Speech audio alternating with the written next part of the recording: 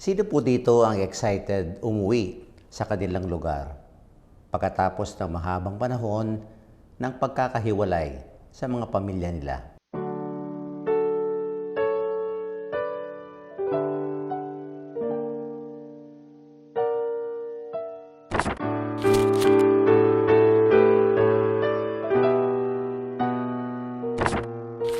A bright day po sa inyong lahat.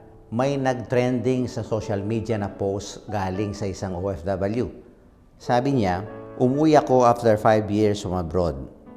Lumayo muna ako para makapagbagong buhay at makatulong sa pamilya ko.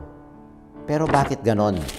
Yung ginawa mo na nga ang lahat ng makakaya mo para sa pamilya mo, makakarinig ka pa din ng negative comments. Mararamdaman mo pa din na walang believe sa'yo. Kung minsan ay minamata ka pa ng iba. Ang daming likes and comments, nalungkot at nasaktan dahil maraming nakarelate sa sinabi niya. Hindi lang po siguro ang mga OFW ang nakakaranas nito. Masakit pong maramdaman ng ganito. Nakakawalang gana at nakakagalit. Yung excited ka, umuwi, ginawa mo na ang lahat ng makakaya mo, tiniis mong malayo sa pamilya mo, sa lugar na kinagisnan mo para makapagsimula ulit, kumayod ka para makabawi at makapag-provide ka.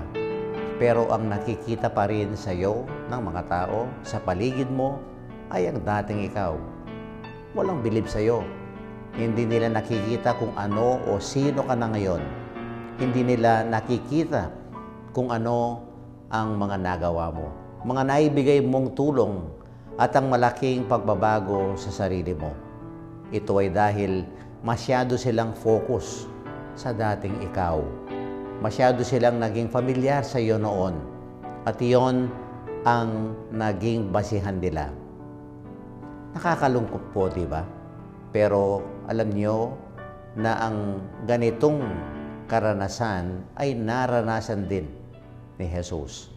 Sa ating gospel, sinabi na, Jesus was rejected in his own town of Nazareth because the people were too familiar with him, viewing him only as a local carpenter rather than a prophet. Their lack of faith hindered him from doing many miracles there. Let us reflect on the rejection he experienced that reveals something life-changing about familiarity, faith, and success for us. Una, familiarity. Hindi ba ito ang karpentero, ang anak ni Maria? Ang problema ng mga tao sa Nazareth, sobrang pamilyar sila kay Jesus. Nakita nila siyang lumaki. Nagpako ng kahoy, namili sa market, at dahil doon hindi nila nakita kung sino talaga siya. Sabi nga ni Jesus, walang propeta na tinatanggap sa sariling bayan. Ganito rin tayo kung minsan sa ating pananampalataya. Sobrang pamilyar na tayo sa story ni Jesus. Pasko, Semana Santa, paulit-ulit na nawawala ang sense of wonder natin. Yung Diyos na naging tao para sa iyo, yung love story na binago ang history, naging routine na lang. At dahil pamilyar na, bulag na tayo sa tunay na kakayahan niya. Pangalawa, faith. Hindi siya nakagawa ng maraming himala doon dahil sa kawalan niya ng pananampalataya. Hindi sinabi na ayaw ni Jesus gumawa ng miracle. Sinabi niya hindi siya nakagawa ng marami. Their unbelief created an atmosphere na kahit ang Diyos, limited ang magagawa kung walang pananampalataya. Parang wifi yan. May malakas na signal ang router, si God. Pero kung naka-airplane mode naman ang phone mo, walang koneksyon. Hindi problema ang power ng wifi. Ang may problema ay ang settings mo. Ilang beses ba tayong nagdadasal ng, Lord, please, tulungan mo ako.